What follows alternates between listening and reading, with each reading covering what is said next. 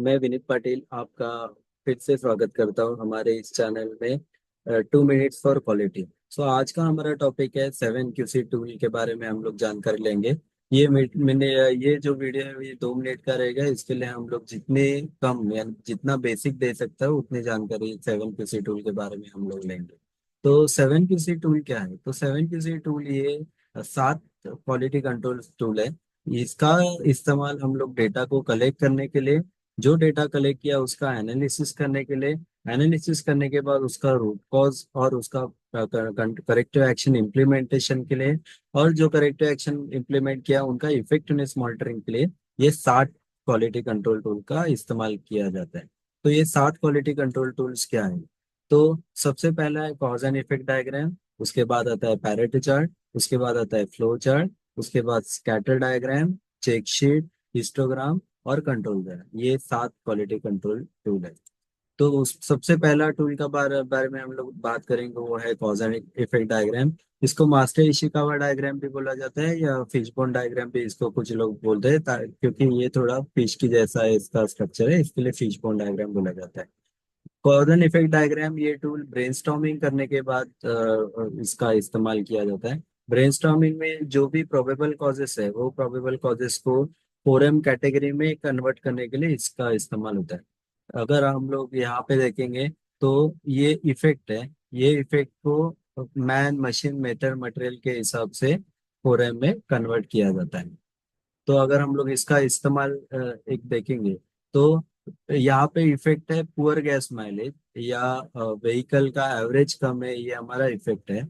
तो उसके लिए जो ये कॉज एंड इफेक्ट डायग्राम बना है, इसमें मेथड्स, मशीनरी, पीपल, मटेरियल, इनको बोला जाता है प्राइमरी कॉजेस।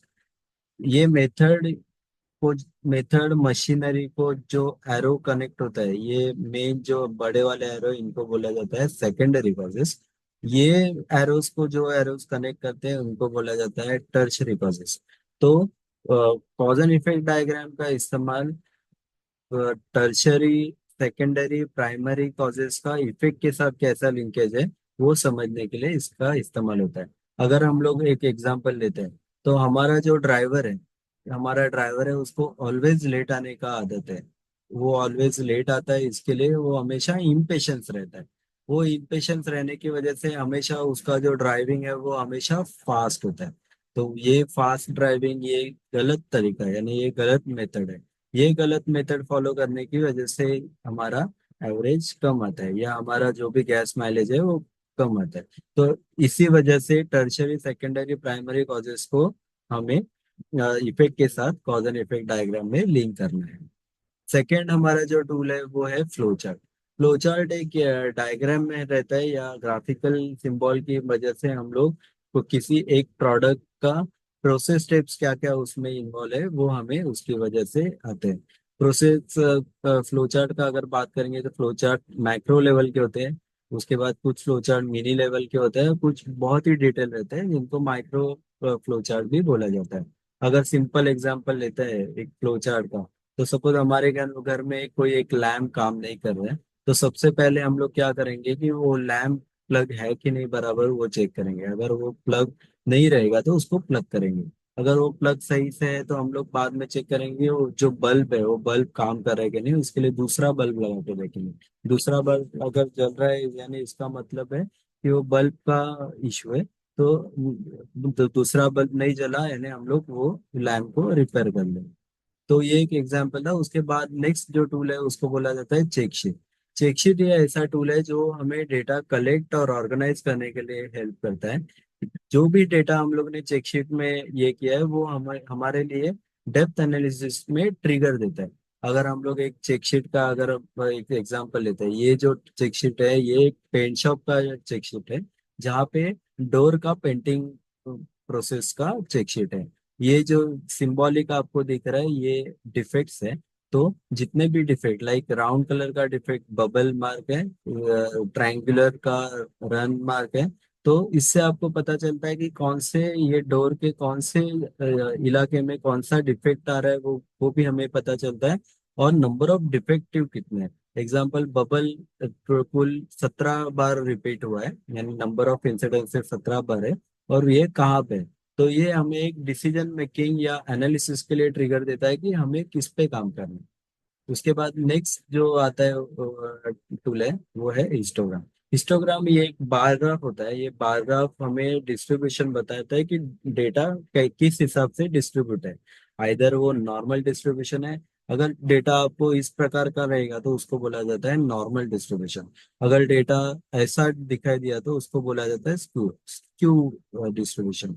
यानी ऐसा रहेगा तो उसको बोलते हैं स्क्यू लेफ्ट। और अगर डेटा इस प्रकार रहेगा तो उसको बोला जाता है स्क्यू राइट। हम लोग एग्जांपल लेते हैं।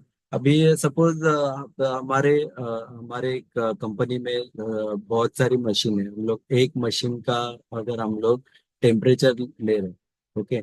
हम लोग ने मेंटेनेंस पर्सन को बोला कि मुझे पिछले 2 दिन में आप हर घंटे जाके वो मशीन का टेम्परेचर कितना था वो आपने नोट डाउन करके लेकर आओ। तो मेंटेनेंस का बंदा जाके उसने आपको ऐसा चेकशीट दिया, ऐसा चेकशीट भर के दिया या ऐसा डेटा आपके पास दिया। तो इसका आपको कुछ रेफरेंस नहीं मिलेगा। पर यही डेटा अगर हम लोग हिस्टोग्राम में कन्वर्ट करते हैं, एग्जांपल 300 से 315 के बीच में एक बार इंसिडेंट था, 316 से 330 के बीच में 9 बार इंसिडेंसेस था। ऐसा हर एक रेंज के बीच में कि नंबर ऑफ इंसिडेंसेस कितने हैं, ये बेस पे अगर हम लोग ऐसा हिस्टोग्राम बनाते हैं तो इससे आपको पता चलेगा कि 65 टाइम्स, यानी 65 टाइम्स जो मशीन है वो 376 to 390 के रेंज में थी। और अगर कंट्रोल लिमिट का बात करेंगे तो ये नियर टू मीन है। यानी हमारी मशीन जो है वो सही कंडीशन में गर्म नहीं हो रही है करके इसका फीडबैक आएगा। अगर यही डेटा अगर हम लोग बाद में लेंगे और अब हमें सपोर्ट डेटा ऐसा मिला, यानी इसका मतलब क्या हो गया कि हमारी मशीन जो है, ज्यादा करके मशीन जो है वो हमारे अपर लेवल, यानी ये टेम्परेचर के अपर लेवल के पास है। यानी इसका मतलब हो रहा है कि हमारी मशीनें गर्म हो रही है। यानी वहां पे कुछ तो ऐसा हो रहा है कि हमारी मशीन गर्म हो रही है। तो वो ये एनालिसिस के लिए ट्रिगर देता है कि वो मशीनें गर्म क्यों हो रही है। इसका फर्दर एनालिसिस करने के लिए हमें हिस्टोग्राम की मदद मिल रही है। ये एक हिस्टोग्राम का एग्जाम्पल है। नेक्स्ट जो चार्ट है ये पैरेटो चार्ट है। पैरेटो चार्ट ये बहुत ही एक एनालिसिस में बहुत ही इंपॉर्टेंट टूल है। पैरेटो चार्ट का इस्तेमाल जो है वो प्रायोरिटाइजेशन के लिए इस्तेमाल होता है। और प्रायोरिटाइजेशन में वाइटल फ्यू, यानी ये वाइटल फ्यू और ट्रिवल मेनी, ये दोनों को सेपरेट करने के लिए इसका इस्तेमाल होता है। ये 80-20 प्रिंसिपल के हिसाब से होता है। यानी 20% of the causes leads to 80% of problem, इसके हिसाब से ये काम करता है। अगर हम लोग पैरेटो का बात करेंगे तो पैरेटो में ये एक्सिस को बोला जाता है एक्स एक्सिस। वाई एक्सिस में पैरेटो के दो एक्सिस होते हैं, एक एक्सिस को बोला जाता है वाई 1, दूसरे एक्सिस को बोला जाता है वाई 2। अभी आपके अंडरस्टैंडिंग के लिए ये जो हम लोग पैरेटो चार्ट है, अगर हमें जानना है कि हमारा सपोज हम पूरे मंथ में अपना हमें एक्सपेंस कम करना है, ओके। तो हमें एक्सपेंस कम करना है तो कौन से फैक्टर पे काम करना है ये हमें अगर जानना है तो इसके लिए हम लोग पैरेटो एनालिसिस या पैरेटो चार्ट का इस्तेमाल कर सकते हैं। अभी एग्जांपल यहाँ ये ग्राफ में आपको समझ में क्या आ रहा है कि रेंट में हम लोग महीने में 15,000 रेंट के लिए जा रहे हैं। व्हीकल लोन के लिए 5,000 जा रहे हैं। ग्रोसरीज के लिए कुछ अमाउंट जा रहे हैं, ट्रैवल के लिए कुछ अमाउंट जा रहे हैं। तो इसी प्रकार से अगर हम लोग बात करेंगे तो ओवरऑल जो अपना एक्सपेंस है उसमें 29% जो कंट्रीब्यूशन है वो रेंट का है। उसके बाद रेंट और व्हीकल, ये दो का अगर क्यूमुलेटिव कंट्रीब्यूशन का अगर बात करेंगे तो ये जो लाइन ग्राफ है ये क्यूमुलेटिव कंट्रीब्यूशन बताता है। तो रेंट और व्हीकल लोन का मिला के 46% कंट्रीब्यूशन है। रेंट, व्हीकल, ग्रोसरी, ये तीनों का अगर हम लोग मिलाते हैं तो उनका कंट्रीब्यूशन 60% है। वैसा ही करके अगर ये ग्राफ जहाँ पे भी 80% पे कट होता है, यानी ये जो वर्टिकल लाइन हम लोग जहाँ पे भी 80% के लिए क्योंकि यहाँ पे कट होता है, उतना हमें फर्दर एनालिसिस के लेना है। यानी सिंपल अगर बोलूँ तो हमें अगर एक्सपेंसेस कम करना है तो हमें rent, vehicle, groceries, travel, cloth, ये अगर पांचों पे अगर हम लोग काम करेंगे तो हम हमारा एक्सपेंस कम कर पाएंगे। ये ट्रिगर हमें पैरेटो चार्ट से मिलता है। उसके बाद नेक्स्ट टूल जो है वो है कंट्रोल चार्ट।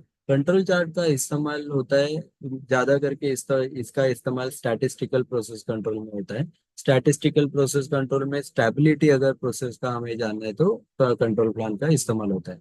दो तरह के वेरिएशन होते हैं, एक होता है कॉमन कॉज वेरिएशन, एक होता है स्पेशल कॉज वेरिएशन। अगर ये कंट्रोल चार्ट आप देखोगे तो ये कंट्रोल चार्ट में ये जो है, ये लाल कलर में जो है यूसीएल यानी अपर कंट्रोल लिमिट, और एलसीएल यानी लोअर कंट्रोल लिमिट। तो अगर ये कंट्रोल लिमिट से ये बेस्ड ऑन स्टैंडर्ड डेविएशन वो वेरी होते रहते हैं। अगर आपका डेटा, आपका इंडिविजुअल डेटा ये दो कंट्रोल लिमिट के अंदर रहेगा तो उसको बोला जाता है कॉमन कॉज वेरिएशन। अगर कोई भी डेटा पॉइंट ये कंट्रोल लिमिट के बाहर अगर जाता है तो उसका बोला जाता है स्पेशल कॉज वेरिएशन। यानी स्पेशल कॉज वेरिएशन यानी ये वेरिएशन के लिए हमें वो पर्टिकुलर, यानी इसको हम लोग एज अ डीडब्ल्यू, यानी हमारा जो मॉर्निंग मीटिंग है, मॉर्निंग मीटिंग में ये ऐसे सारे स्पेशल कॉज पे डिस्कशन होना चाहिए। तो स्पेशल कॉज अगर हम लोग कम करेंगे और अगर हमें कॉमन कॉज वेरिएशन कम करना है तो कॉमन कॉज वेरिएशन कम करने के लिए उसको एज अ प्रोजेक्ट करके लिया जाता है। तो कंट्रोल चार्ट हमें ये बताता है कि जो भी वेरिएशन है वो स्पेशल कॉज की वजह से या कॉमन कॉज की वजह से। उसके बाद आता है स्कैटर डायग्राम। स्कैटर डायग्राम ये ऐसा टूल है जो दो वेरिएबल यानी वेरिएबल वन और वेरिएबल टू के बीच में कुछ रिलेशन है क्या, वो बताने के लिए स्कैटर डायग्राम का इस्तेमाल होता है। It is use when you have pair numerical data. यानी अगर हम लोग एक एग्जांपल लेते हैं कि सपोज गाड़ी का स्पीड और हम लोग टाइम, ये दोनों का दो वेरिएबल्स है, ये दो वेरिएबल्स का कुछ एक दूसरे से लिंक है क्या, ये हमें अंडरस्टैंड करना है। तो एग्जांपल लेते हैं कि अगर मैं 28 मिनट में अगर गाड़ी का स्पीड में 45 रखता हूँ तो मैं 28 मिनट में कोई डेस्टिनेशन पहुंचता हूँ। वही अगर स्पीड में 64 रखता हूँ तो मुझे पहुंचने के लिए अराउंड 16 या 17 मिनट लगते हैं। यानी ये दर्शाता है कि टाइम का डायरेक्टली स्पीड के साथ रिलेशन है। तो ये जो है कोरिलेशन को कुछ डिफरेंट टाइप्स के कोरिलेशन रहते हैं। अगर ऐसा कोरिलेशन रहेगा तो उसको बोला जाता है पॉजिटिव कोरिलेशन। अगर ऐसा कोरिलेशन रहेगा तो उसको बोलते हैं नेगेटिव कोरिलेशन। अगर कर्व रहेगा तो कर्व रिलेशन, और ये अगर स्प्रेड रहेगा आगे जाके तो पार्शियल रिलेशन। अगर स्प्रेड कंप्लीट है तो नन रिलेशन, ऐसा रहेगा तो लो, स्प्रेड अगर कम रहेगा तो हाई, और ये सिंगल लाइन है तो परफेक्ट रिलेशन रहेगा। तो आई होप 7QC टूल के बारे में मैंने आपको मेरी बेस्ट देने का कोशिश किया। तो हम लोग आगे जाके ऐसे ही सारे वीडियो के साथ आते रहेंगे। तो आप हमारे वीडियोस देखते रहिए। Thank you, thanks for watching.